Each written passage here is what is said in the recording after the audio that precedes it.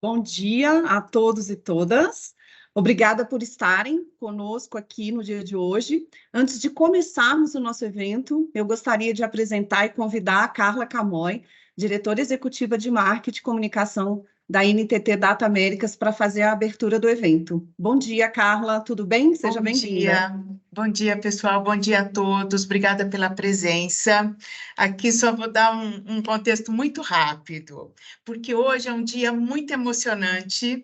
Estamos lançando a primeira edição do The Future Uncovered. Esse é um espaço criado exclusivamente para vocês, jornalistas. Como uma consultora em tecnologia que somos, nós nos desafiamos dia a dia para continuar oferecendo soluções tecnológicas inovadoras que melhorem a vida das pessoas e transformem a sociedade. Portanto, é de extrema importância para nós podermos compartilhar nosso conhecimento com cada um de vocês e contribuir para uma melhor compreensão dos avanços tecnológicos e seus potenciais impactos. Como comunicadores, somos apaixonados por construir pontes, gerar conexões e contribuir através da distribuição de informação relevante para que toda a nossa região possa antecipar os desafios e oportunidades que temos pela frente. Então, hoje temos muito orgulho de apresentar essa iniciativa e, sinceramente, super obrigada pela participação de todos vocês. Passo a palavra, então, para a Flávia Zanier, que é a nossa diretora de Marketing e Comunicação no Brasil, que vai dar continuidade a esse evento. Muito obrigada. Flávia? Muito bom. Obrigada, Carla, por suas palavras e por liderar essa iniciativa tão bacana, não só no Brasil, mas em todos os países aí da América Latina que a NTT tem atuação. Bem, hoje, nessa primeira edição, nós vamos falar sobre as funcionalidades da computação quântica e seus potenciais impactos disruptivos nos diversos setores da sociedade. E para discutir hoje esse tema, a gente vai contar com a presença do Luiz Quiles, que é o nosso diretor especialista de tecnologias disruptivas para a NTT Data Brasil, e o Evandro Armelin, diretor de Data e Analytics para a NTT Data Américas. Eles irão nos trazer aí um pouco de clareza para entender o que estamos falando, né? Quando nos referimos à computação quântica. Então, vai ser uma sessão muito interessante, mas antes de começar, eu queria deixar alguns recadinhos para vocês que estão aqui conosco hoje. Qualquer pergunta que vocês tiverem durante a sessão, tem o chat, né? Eu peço a gentileza para vocês colocarem as perguntas, que ao final da apresentação a gente tem alguns minutos para responder as perguntas de vocês, tá? Caso a gente não consiga, pelo tempo, responder a todas as perguntas, a gente vai responder, o Quiles e o Evandro vão responder para vocês todas por e-mail, tá? E, além disso, também a gente vai compartilhar todo o material da palestra para que vocês possam tê-los à sua disposição. Então, esses são alguns recados. Vou passar a palavra para o Quiles. Luiz Quiles, muito bem-vindo e muito obrigada por fazer parte desse lançamento aqui no Brasil. Com você. Oi, bom dia. Obrigado, Flávia. Também queria agradecer a vocês a participação aqui do evento. Eu vou compartilhar aqui a apresentação que a gente traz. Então, como bem falou a Flávia, o tema de hoje é computação quântica. Por que a gente quer falar de computação quântica? É porque a gente acredita que é uma tecnologia que vai ter uma disrupção nos próximos anos e que vai mudar como a gente faz muitas coisas e vai trazer muitos benefícios para a sociedade, muito relacionados com poder ter melhores materiais relacionados com temas de energia, poder optimizar melhor o consumo de energia, poder gerar melhores remédios farmacêuticos. Então, a computação quântica faz uns anos que está crescendo muito, que está evolucionando de uma forma muito rápida e todo mundo enxerga como a futura tecnologia disruptiva.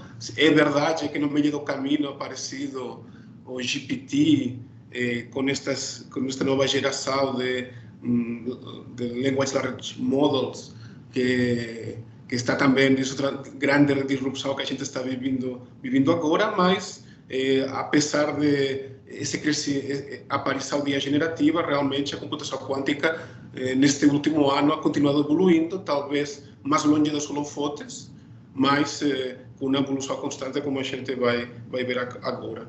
Eu vou falar na primeira parte explicando o que é essa computação quântica e em que estado está atualmente a computação quântica, e depois o Evandro vai falar de casos de aplicação, tanto de casos de aplicação futura, como casos de aplicação atuais, que já dá para usar hoje em dia em algumas situações determinadas. Bom, então vamos a começar por início. O que é a computação quântica? Realmente, explicar que essa computação quântica não é uma coisa trivial, é uma coisa bem complicada. Eu vou tentar ser o mais claro possível e o mais divulgativo possível. Em realidade, a computação quântica apareceu como tal, a ideia da computação quântica é uma ideia recente. Apareceu em 1982 e foi Richard Feynman que teve a ideia de por que a gente não faz computadores que sigam as leis da mecânica quântica em lugar das leis da mecânica, da física clássica. E aí foi quando apareceu a ideia. David Deutsch, depois em 85, ele criou o primeiro, digamos, sistema lógico de computação quântica, a primeira máquina de Turing de computação quântica, e a partir daí começaram a aparecer uma linha de investigação para criar essas primeiras máquinas quânticas. Depois eu vou entrar um pouco mais em detalhe e explicar em que consistem elas, e em paralelo começaram a aparecer pessoas dedicadas a fazer algoritmos quânticos. Então, em realidade, quando a gente fala de computação quântica, um ponto importante a considerar é que os algoritmos que temos atualmente de cálculo, os algoritmos que utilizam os computadores atuais, não servem. É necessário criar todo um conjunto de algoritmos novos que se vão basear nas leis da mecânica quântica, como depois vamos ver. Então, a partir dos anos 90, começaram a aparecer algoritmos físicos desenhando algoritmos para computadores quânticos que ainda não existiam, e nos anos 2000, 2010 e agora 2020 começaram a aparecer os primeiros computadores quânticos onde a gente consegue executar esses algoritmos quânticos. Tá? Então, um ponto importante dos computadores quânticos é que a gente realmente não consegue entender muito bem o que acontece dentro deles, porque estamos falando que os computadores quânticos são ferramentas que o que vão fazer é replicar a física quântica dentro deles. Então, em realidade, o computador quântico não é outra coisa que uma máquina gerar experimentos de física quântica, e ao gerar esses experimentos de física quântica, a gente consegue fazer cálculos e ter resultados. O interessante dos computadores quânticos é que já está demonstrado desde o seu lançamento que eles, para determinados problemas da sociedade, para determinadas situações, são muito melhores que os computadores clássicos. Então, eles são muito mais potentes para determinados cálculos que os computadores clássicos. Inclusive, alguns cálculos que seriam impossíveis de fazer em um computador clássico, porque levariam tempo infinito, em um computador quântico são possíveis de ser feitos. Então, aqui aparece a famosa ideia da supremacia quântica ou da superioridade quântica, que é no momento que a gente tenha realmente um computador quântico potente, ele vai conseguir solucionar problemas que nunca conseguiríamos solucionar com um computador clássico. E isso vai fazer que a gente consiga dar um grande salto em determinados campos da ciência e da tecnologia.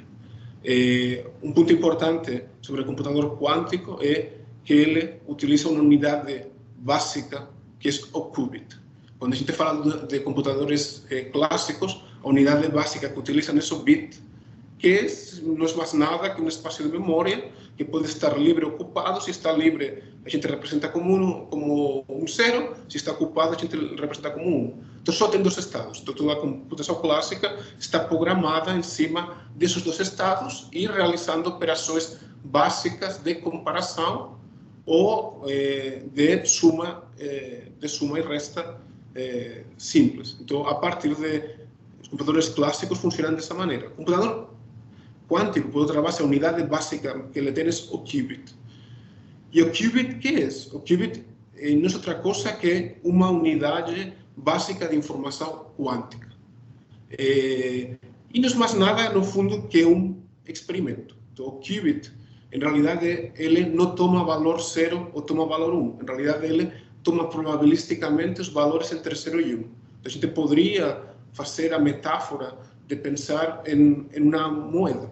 Então, quando eu lanço a moeda, essa moeda está no ar, ela está entre 0 e 1 de forma, digamos, aleatória. Então, quando eu tenho um qubit em estado normal, ele vai estar tomando valores entre 0 e 1.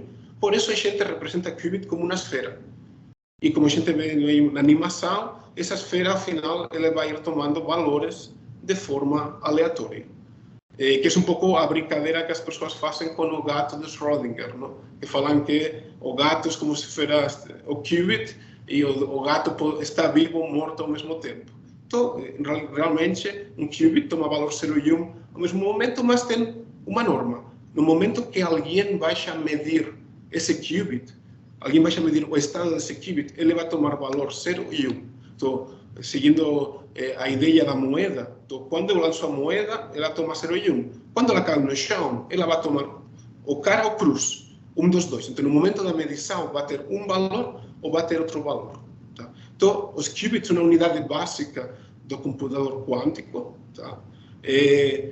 E os computadores quânticos, o que internamente tem é representações físicas do qubit que são utilizadas, operadas para realizar algoritmos. Tá? Então, o computador quântico, a unidade básica é qubit, e sobre esse qubit eu vou utilizar algoritmos quânticos. O que são algoritmos quânticos? Não é outra coisa que uma série de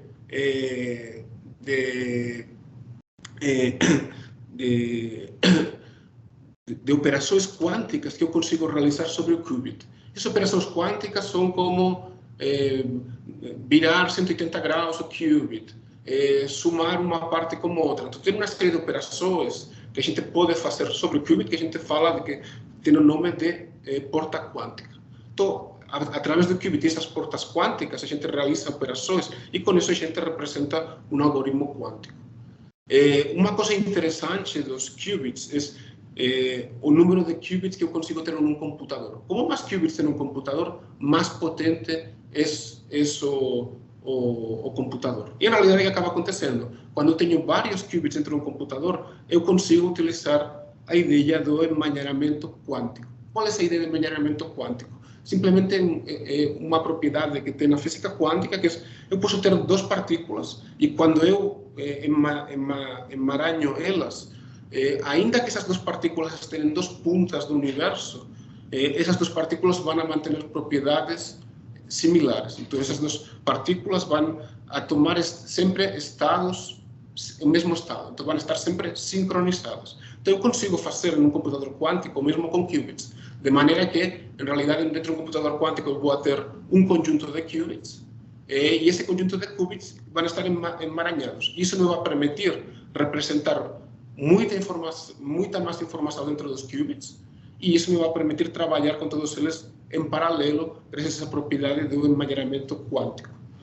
E, bom, os algoritmos quânticos, o que eles conseguem é simplificar tarefas que com um algoritmo clássico poderiam ser de uma alta complexidade computacional a uma grande simplicidade.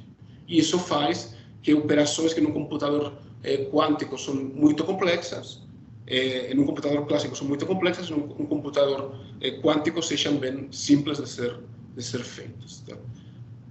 Os circuitos quânticos, em realidade, é como a gente opera os algoritmos quânticos dentro do computador. Então, o computador quântico não é mais nada como se fosse um experimento de física, e esse experimento de física eu vou ter os meus qubits, e os meus qubits vão estar inicializados com alguns valores. A partir daquele momento, os qubits vão começar na sua natureza aleatória, e aí eu vou gerar, vou utilizar um conjunto de operações, que são as portas quânticas, e essas operações vão fazer que o qubit vá mudando os seus valores. e no final desse processo eu vou a medir. E quando eu mida, esses qubits vão tomar o 0 ou 1 como valor.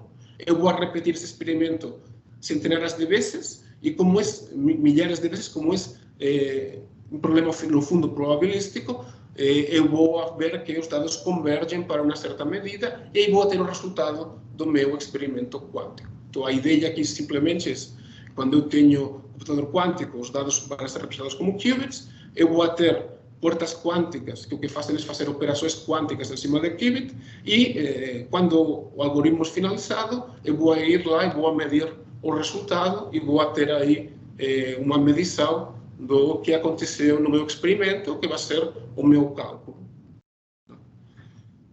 Talvez ponto importante aqui a falar é um pouco os algoritmos que a gente já tem hoje. Tá? Em realidade, hoje em dia temos um conjunto de algoritmos bem potentes de computação quântica. Tá?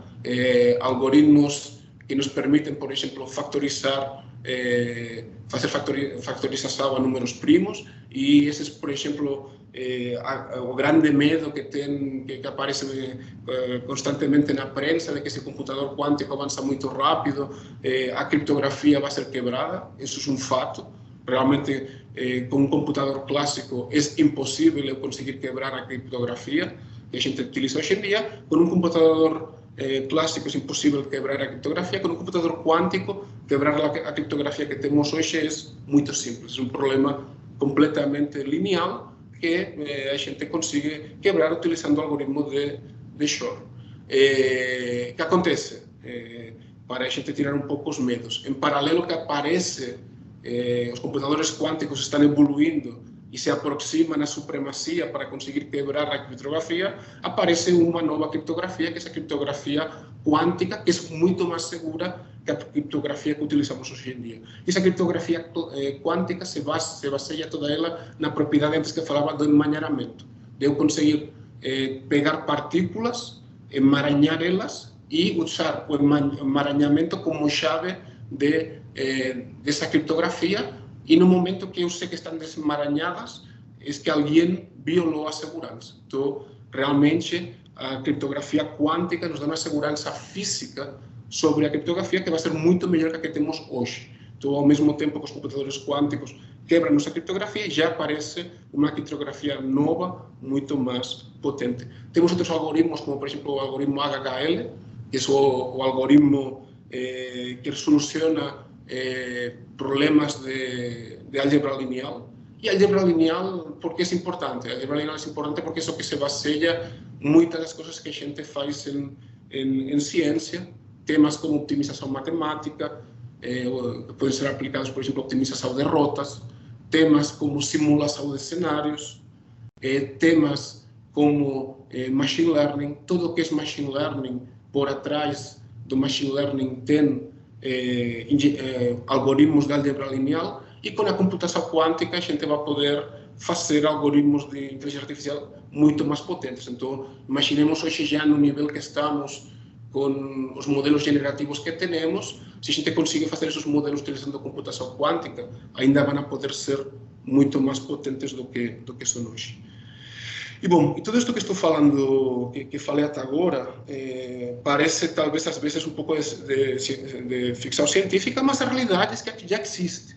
Não é uma coisa que a gente fala, não, é uma coisa que vai acontecer no futuro, vamos ter computadores quânticos no futuro. Não, hoje em dia já temos computadores quânticos. E se vê nesta slide, vem representar um pouco isso, a variedade de computadores quânticos que já temos hoje em dia. Evidentemente, o mais famoso é o da IBM, que já lançou há uma década, e que acho que no 4 de dezembro eles anunciaram que eles fizeram uma pré-release comentando que tinham lançado o computador Condor, que já tinha mais de 1100 qubits. Então, IBM, com o seu computador basado em supercondutores, vai avançando. Google tem o seu próprio computador que publicou o primeiro teorema demonstrando a supremacia quântica em 2019. Temos Rigetti, temos o GameQ, que é uma companhia, uma startup que está cotizada em Wall Street.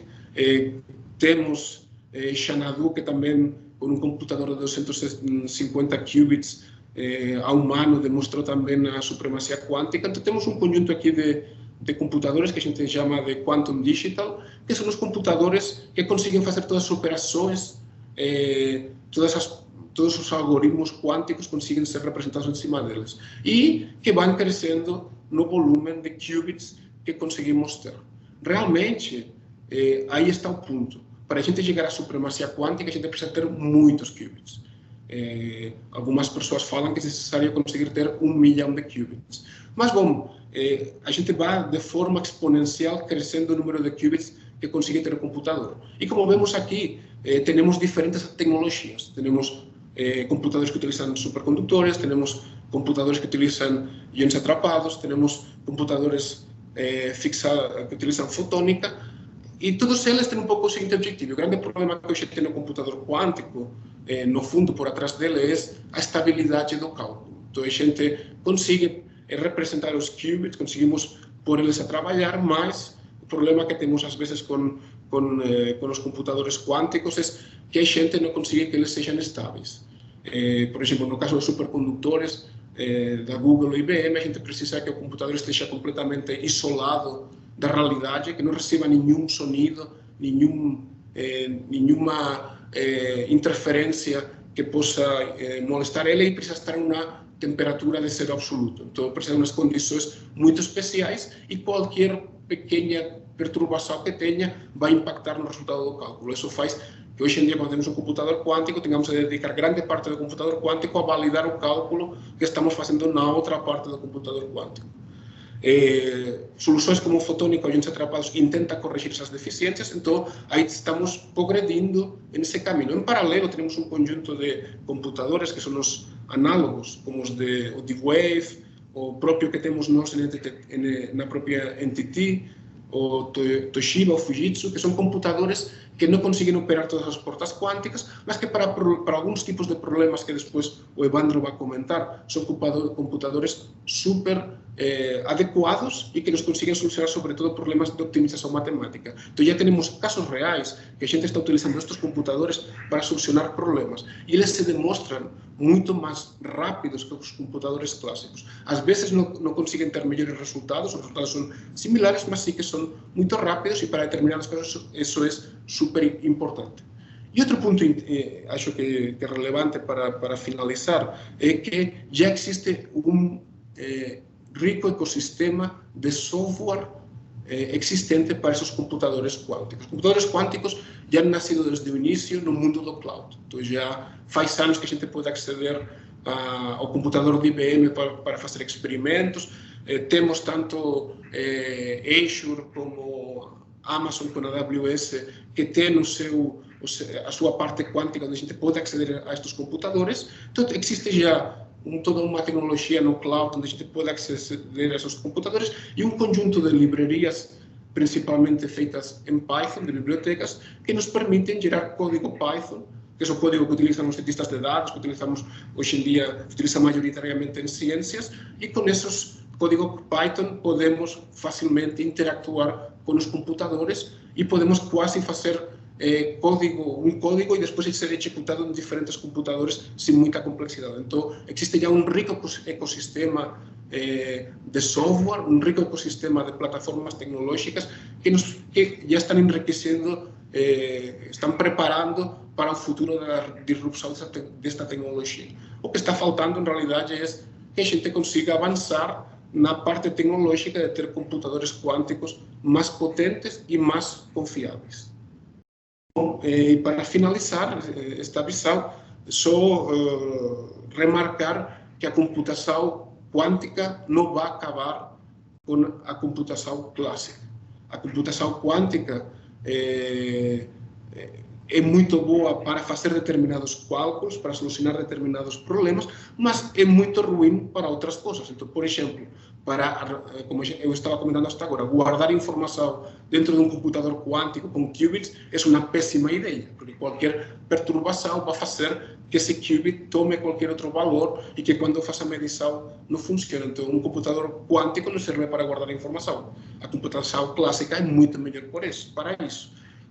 todo esse processamento de dados, processamento de informação, é muito melhor a computação clássica que a computação quântica. Então, possivelmente, nunca vamos a ter um smartphone baseado em computação quântica. Os computadores quânticos vão estar possivelmente no cloud, ao serviço das empresas, da sociedade, dos institutos de investigação, para poder solucionar problemas muito complexos. E no nosso dia a dia, nós vamos a continuar trabalhando como até agora, com uma computação clássica que se mostra muito mais, digamos, adequada para determinadas tarefas que a computação quântica. Aqui eu já passo a palavra para o Evandro, que nos vai falar um pouco dos casos práticos. Beleza, obrigado pela introdução. O que a gente vai trazer agora é uma visão sobre potencial de mercado, como que a gente acredita que essa tecnologia deve evoluir para o futuro e onde a gente acredita que ela vai realmente ter as maiores e mais importantes aplicações. Quando a gente fala de potencial de mercado, eu queria fazer um comentário importante. Esse não é um potencial de mercado que necessariamente pode ser extrapolado agora. Não é um potencial de mercado que pode ser explorado agora. Muito desse potencial depende de avanços tecnológicos que o Kyles salientou e que ainda não são uma realidade, mas que a gente acredita que serão em breve. Então, muito provavelmente, essas possíveis aplicações de computação quântica que a gente elenca aqui para vocês se tornarão realidade no futuro, em 1, 2, 3, 5, 10 anos, mas talvez não sejam realidade nesse momento. Eu queria trazer, antes de falar exatamente dos prováveis casos de uso de aplicação, eu queria trazer alguns insights para vocês. Nós acreditamos que até 2030, a computação quântica, assim como a computação clássica, que nós já consumimos hoje, será entregue através de plataformas cloud, como é a maior parte da computação clássica que as grandes companhias utilizam atualmente. E isso será a realidade para mais de 75% dos usuários corporativos. Além disso, até 2028, 50% dos fabricantes de automóveis e fabricantes de baterias estarão utilizando computação quântica para melhorar o desenvolvimento das baterias, melhorar a eficiência das baterias. Outro dado importante, atualmente, hoje, investimentos governamentais e de grandes corporações e startups já somam mais de 2 bilhões de dólares anuais sobre essa tecnologia. Ou seja, já existe muita gente pensando sobre isso, muita gente apostando na computação quântica. E o IDC divulgou uma previsão para o mercado global em que se acredita que o investimento total sobre a computação quântica até 2027 crescerá para um total de 7,6 bilhões de dólares, o que representa um crescimento de 48% ao ano acumulado. Ou seja, é realmente um investimento importante, demonstra como o mercado está acreditando nessa tecnologia e como, de fato, as empresas e governos acreditam que ela será importante para o nosso futuro.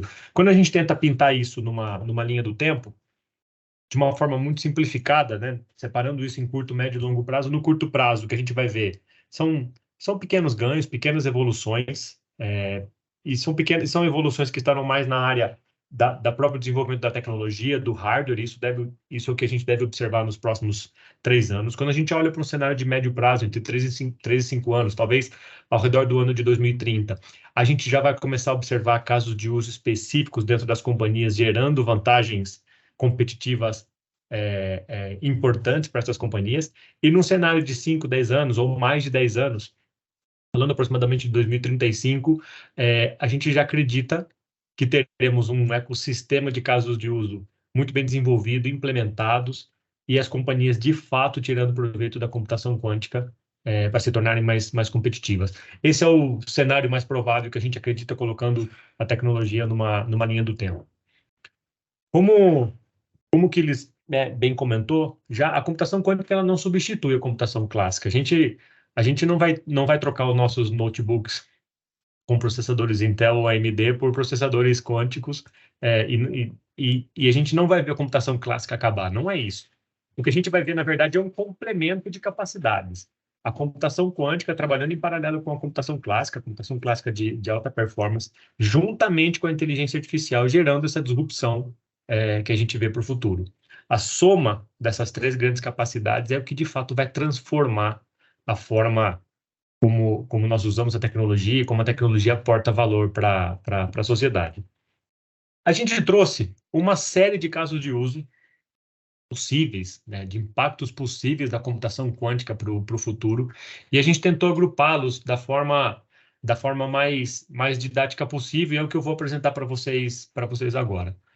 Antes de começar a falar dos casos de uso em si, para mim tem uma mensagem muito importante de tudo isso que eu vou mostrar para vocês. Os casos de uso de computação quântica são casos de uso que são casos de uso que, de fato, nós percebemos como eles podem impactar a vida, a nossa vida e a nossa sociedade e o mundo como um todo. Vocês vão notar que são casos de uso que têm potencial de disrupção da forma como a gente existe, como a gente explora os recursos do planeta, que são capazes de aumentar a nossa capacidade de preservar o planeta, de evitar as mudanças climáticas que estão por vir. Então, são potenciais de aplicações realmente importantes. Começando pelo primeiro grupo, né, que a gente definiu, que se refere à crise alimentar e demográfica. A computação quântica vai permitir que a gente implemente técnicas avançadas, que permitirão, por exemplo, que a gente consiga fazer uma previsão de crescimento populacional muito mais precisa, e a consequente demanda de alimentos e o planejamento agrícola para a geração desses alimentos. Assim, tentar realmente atacar a crise alimentar de uma forma muito mais potente. Permitirá que a gente consiga otimizar, por exemplo, o processo logístico por uma distribuição mais eficiente de alimentos, permitirá que a gente tenha uma agropecuária muito mais moderna, muito mais desenvolvida, criando plantas e plantações que são mais resistentes a mudanças climáticas, que são mais resistentes a pragas, por exemplo. A computação quântica nos ajudará muito a enfrentar as mudanças climáticas. Com a computação quântica, a gente vai conseguir gerar modelos climáticos que são muito mais precisos e são capazes de prever eventos extremos e mudanças climáticas muito melhor do que a gente consegue hoje. E, dessa forma, também criar estratégias para minimizar esses impactos climáticos, né? Hoje, a gente ainda é muito falho nesse sentido. A gente não consegue prever muito bem as mudanças climáticas e entender as razões pelas quais essas mudanças climáticas acontecem. A nossa capacidade de simular os impactos ambientais ainda é muito baixa. Quando a gente fala de saúde, né, e ciências da vida, ciências médicas, a computação quântica vai nos permitir simular de uma forma muito mais eficiente moléculas avançadas, mudanças genéticas, composições genéticas dentro da indústria farmacêutica que nos permitirão entender muito melhor como o corpo humano reage a algumas doenças, e principalmente algumas doenças genéticas, e como criar tratamentos para elas, né? Isso vai ter uma aplicação muito forte no futuro, e também vai permitir avanços importantes no diagnóstico médico, com melhores técnicas de imagem, com melhores técnicas de interpretação dos exames de imagem do que existem hoje. Indo para o próximo bloco, a gente também vai ver aplicações de computação quântica muito importantes dentro da esfera governamental, dentro da esfera pública, né? Muitos governos já investem em computação quântica, e as principais utilizações que a gente vê da computação quântica nessa esfera são, por exemplo, maior segurança de comunicações e maior segurança no tratamento dos nossos dados sensíveis, que os governos, sim, possuem um monte de dados sensíveis sobre nós. Desenvolvimento de algoritmos que permitem um melhor uso e aproveitamento dos recursos governamentais, dos recursos públicos que os governos possuem, e, por exemplo, simulação de cenários complexos. Os governos terão capacidade de simular e reagir de uma forma muito melhor a cenários complexos como catástrofes ambientais, crises econômicas muito sérias. A gente terá capacidade de criar planos de reação que vão ser muito mais eficientes através da simulação de cenários que a computação quântica vai permitir.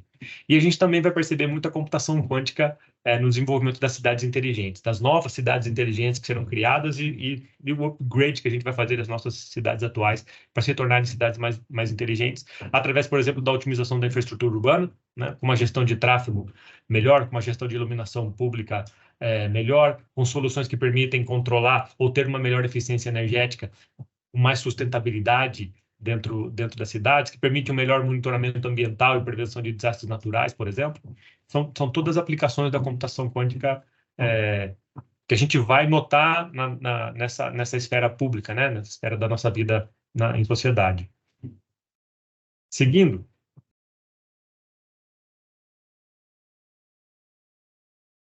Passei um slide a mais.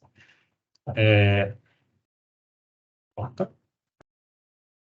A computação quântica também vai permitir que a gente cuide melhor e otimize o uso dos recursos naturais, dos escassos recursos naturais, né? Então, quando a gente fala um pouco de energia e meio ambiente, a gente vai ver computação quântica aplicada à otimização da produção e distribuição de energia, que hoje é um processo que ainda possui muito desperdício e é um processo que evolui numa velocidade muito baixa. A gente vai ver, por exemplo, aplicações de computação quântica na investigação de novas fontes de energia.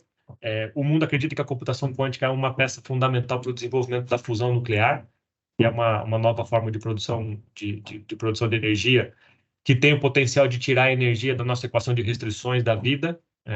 Quando a fusão nuclear estiver realmente pronta e disponível, ela pode fazer com que a energia seja ilimitada e abundante para a humanidade e tirar ela da nossa lista de restrições. E a computação quântica é peça fundamental para isso. A computação quântica vai ser usada para o desenvolvimento de materiais mais eficientes e novas formas de armazenamento de energia, que isso é um problema hoje. E quando a gente fala de mineração, a gente vai ter processos de exploração, extração e modelagem das propriedades geológicas, das nossas capacidades geológicas, dos depósitos minerais muito mais eficientes, que vão ser capazes de extrair minério com muito mais qualidade, com muito mais aproveitamento, gerando muito menos impacto ambiental. Eu falei muito, como eu comentei no princípio, de usos, né, e aplicações da computação quântica no futuro que estão muito relacionados à sociedade, né, que são ganhos para a humanidade como um todo, que nos ajudam a proteger o planeta, a explorar melhor o planeta, a viver melhor, a viver com menos impacto. Mas esses não são os únicos benefícios da computação quântica. A gente também vai ver aplicações corporativas da computação quântica. Na indústria de manufatura e produção, por exemplo, ela vai permitir otimizar os processos de fabricação e projeto de novos produtos, simulação mais precisa de materiais, criação de novos materiais de uma forma muito mais eficiente, otimizações incríveis nas cadeias produtivas complexas, cadeias produtivas que hoje são globais e muitas vezes ordenar essa cadeia exige computação que hoje a computação clássica não é capaz de entregar. Na área de logística, a gente vai perceber a computação quântica gerando resultados incríveis na otimização de rotas, na segurança das transações aprimoradas, né, com rastreamento de produtos, com criptografia quântica. E na área financeira, a gente vai perceber, já existem até algumas aplicações exatamente disso que eu vou comentar com vocês, mas na área financeira a gente vai perceber muita aplicação de computação quântica para aumentar a segurança das transações financeiras, com essa criptografia quântica que eu comentei, e também na otimização dos algoritmos de, por exemplo, alocação de recursos de carteira, ou criação de uma carteira ótima, né? Definição de uma carteira de ativos ótima. Já existem aplicações, inclusive, de computação quântica para isso em alguns bancos. Um dos cases que eu vou contar para vocês vai nesse sentido.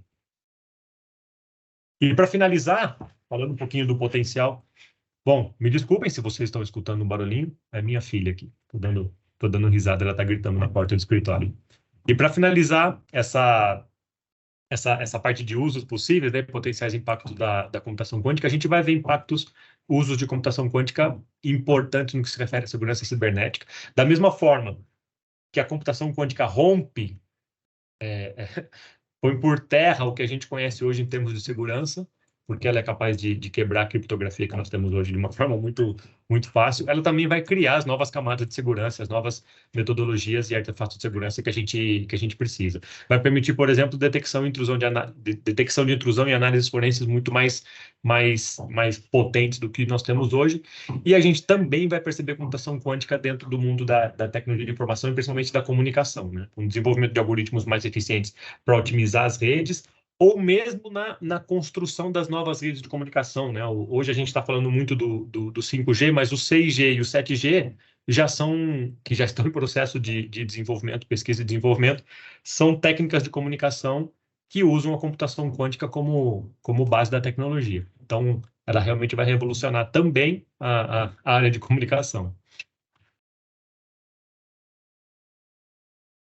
Eu queria comentar com vocês agora o seguinte, eu falei muito o que muito de futuro, da evolução que a computação quântica vai ter para o futuro, eu falei muito de potenciais impactos que a gente imagina que a computação quântica vai começar a gerar na nossa vida.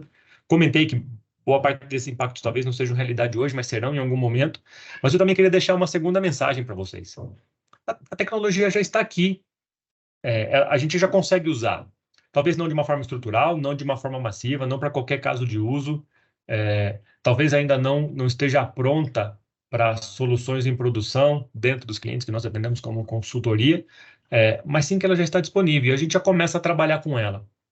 Eu trouxe alguns casos para contar para vocês, situações onde a gente já usou computação quântica para resolver alguns problemas específicos. Essa primeira prova de conceito, a gente realizou, foi realizada em parceria várias frentes, várias áreas da NTT Data Brasil, NTT Data Centro de Inovação Quântica e NTT Data Espanha, para algo que a gente chama de montagem genômica ou incorporação genômica. Através da computação quântica, a gente consegue estimar ou definir partes do cromossomo, ou partes da nossa carga genômica, que a gente não conhece, ou que não existiam, mas a gente consegue construir esses novos pedaços de gene, e dessa forma a gente consegue melhorar a capacidade, entender como é a reação do corpo humano, como o corpo humano reage geneticamente a doenças genéticas ou a doenças externas. A gente consegue fazer um mapeamento genômico muito melhor de vírus e bactérias que porventura possam atacar o ser humano.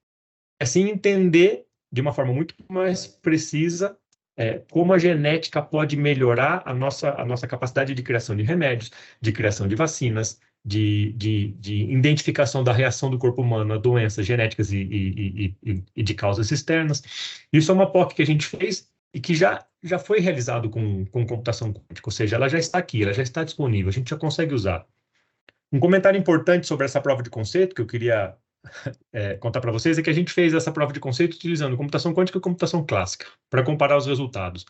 Na computação clássica, a gente usou o que existe de melhor no mundo hoje para esse tipo de problema. E o que a gente pode notar é o seguinte: quando o problema não tinha uma complexidade muito alta, os resultados da computação quântica e da clássica eram similares em termos de qualidade de resultado final. Mas a computação clássica conseguia entregar com um custo menor. À medida que a complexidade do problema aumentava, a qualidade do que entregava a computação quântica era muito melhor. Uma maior complexidade gerava um maior benefício do uso da computação quântica. Então, a gente já pôde perceber que a computação quântica realmente é muito melhor que a computação clássica para alguns casos específicos. O segundo caso que eu trago para vocês, a gente fez por um fundo de pensão. Desculpa, que passou um slide a mais de novo. A gente fez por um fundo de pensão peruano. Normalmente, empresas como fundo de pensão, bancos, bancos de investimento, têm um problema comum entre eles, que é a gestão do fundo. Como alocar da forma mais eficiente possível os recursos do fundo nos diversos ativos disponíveis no mercado, obedecendo às regras do fundo e às regulamentações existentes no país para a gestão de fundos daquele tipo. Essa alocação de recursos na composição da carteira ótima de ativos é um problema complexo de solucionar. Não é um problema simples, é um problema que a computação clássica pode levar dias, dependendo da complexidade da alocação que você tem que fazer, pode levar dias para calcular. Nós fizemos aqui para esse fundo de pensão, para esse fundo de previdência, uma prova com computação quântica simulando qual seria o resultado do fundo de pensão usando algoritmos de otimização de carteira quânticos contra os resultados que esse banco conseguia obter através da computação clássica que ele utilizava. É óbvio que para isso a gente olhou para o passado, né? A gente pegou dados passados desse fundo, cotações passadas dos 1.500 ativos que estavam disponíveis para a composição da carteira. O passado já trazia o resultado da computação clássica e a gente ressimulou esse passado com computação quântica. Qual foi o resultado que saiu daqui? A gente não conseguiu gerar resultados muito melhores através da computação quântica. A gente não conseguiu demonstrar que a computação quântica era capaz de gerar um resultado muito mais positivo para esse fundo de pensão através das estratégias de alocação de capital que nós calculamos com a computação quântica. Mas tinha uma diferença muito grande no tempo necessário. Um processo que podia levar dias na computação clássica, a gente era capaz de rodar em poucos minutos na computação quântica. Estava gerando resultados similares, mas a gente já conseguia perceber uma rapidez de processamento absurda. Qual que é a nossa expectativa? Quando a gente olha para um caso como esse, pensando para o futuro, é que a evolução da computação quântica vai nos permitir, sim, ter algoritmos que geram de uma forma muito mais rápida do que o que a gente já percebeu, mas também com muito mais qualidade. a gente vai conseguir ter estratégias de alocação de capital em fundos de investimento como esse, que são capazes de gerar retornos muito maiores, tá? Usando a computação quântica. Quando a gente olha para a América Latina, o que a gente vê, na verdade, para a América Latina no que se refere à computação quântica? A computação quântica, ela acho que vocês puderam perceber, né, nos casos que eu apresentei, ela toca e aborda especialmente alguns temas onde a América Latina tem um peso importante no mundo. Citando alguns exemplos: recursos naturais, agricultura e produção de alimentos, clima. Tem alguns temas que aqui na América Latina são temas importantes, são temas que para o mundo a América Latina tem um peso importante, energia renovável, por exemplo, e que a computação quântica vai ter um impacto muito forte.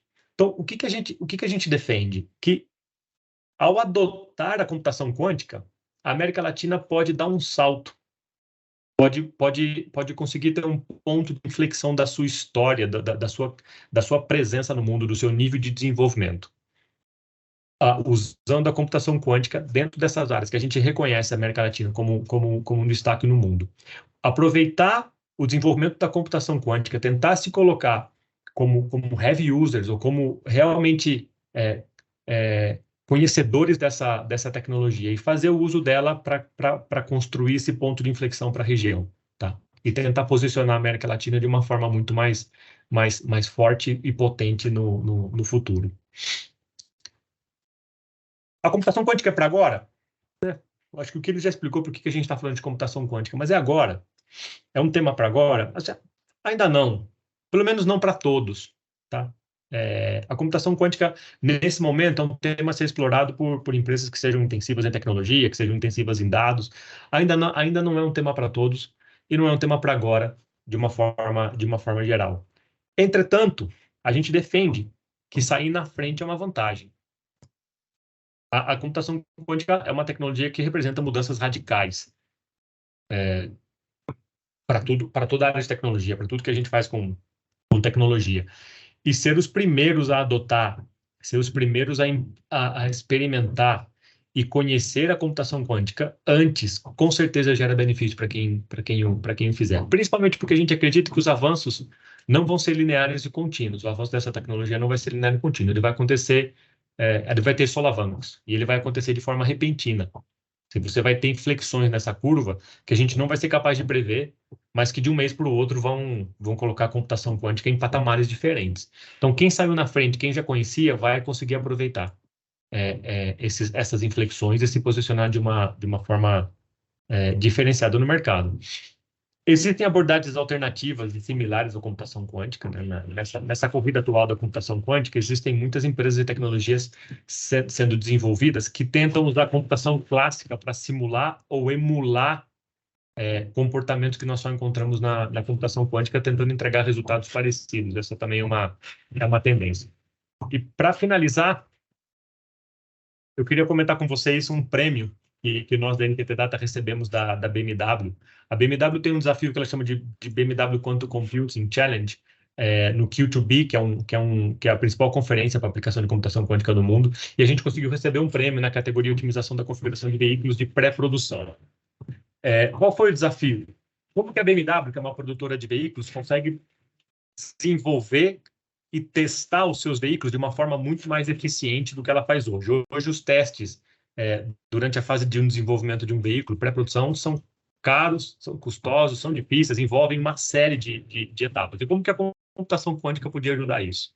Nós, em conjunto com a OneQubits, que é uma empresa dedicada ao tema da computação quântica importante no mundo, a Initiative Research e nós, né, em NTT Data, a gente propôs uma abordagem. Eu não vou entrar no detalhe, né, que é técnico demais, mas era uma abordagem era uma solução que somava algumas abordagens diferentes, como computação quântica tolerante a falhas, otimização local híbrida nativa. E através dessa solução quântica a gente conseguiu gerar eficiências importantes para o processo de testes e desenvolvimento, pré-produção dos veículos da BMW, a ponto de ter recebido esse prêmio na categoria de fundação de veículos, pré-produção, que é algo que deixou a gente bastante feliz. Era isso que a gente tinha para contar para vocês. Espero que tenha sido um conteúdo de valor. e que ajude vocês a entenderem um pouco melhor o que é a computação quântica e quais vão ser os principais usos futuros dela. Excelente. Evandro e Quiles, muito obrigada pela apresentação de vocês. Eu acho que foi trouxe à luz muitas informações aí para essa tecnologia que já está impactando aí né, o mercado, e não só o mundo, mas o Brasil também. Vamos encerrar, estamos chegando ao final aqui do nosso primeiro evento, The Future Uncovered. Eu gostaria, mais uma vez, de agradecer a presença de todos e todas aqui hoje com a gente. Agradecer também, colocar à disposição aí, nós temos uma equipe, né, que cuida dessa parte toda de assessoria da NTT, que vocês já têm em contato, Humberto Pellegrini, que é nosso PR Manager, e a nossa agência de PR também, a BCW, representada aqui hoje pelo Henrique Leonardo. Então, a gente está super disponível aí para perguntas adicionais que vocês tenham, enviem para o Humberto, para o Leonardo, para o Henrique, e a gente vai ter o maior prazer de responder e seguir aí com vocês com qualquer necessidade. Mais uma vez, muito obrigada aí a participação de todos. Tá? Estão perguntando aqui os cargos do Luiz e do Evandro. A gente passa para você aqui, Fernando, no chat, tá bom? Já escrevo aqui para você. Vamos encerrar a sessão e muito, muito obrigada aí mais uma vez e até a próxima. Muito obrigado. Até mais, pessoal. Até mais, tchau. Tchau, tchau.